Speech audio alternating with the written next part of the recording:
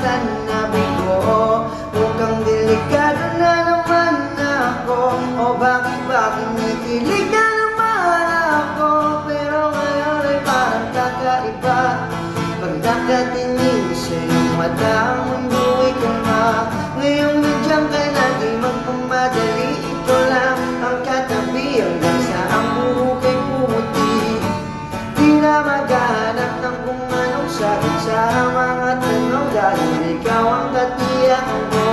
Hindi na ako bibitaw. Ngayon ikaw lang kasiyaw.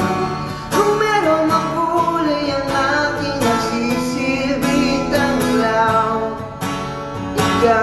Ikaw ay dilaw. Di akalain mararamdaman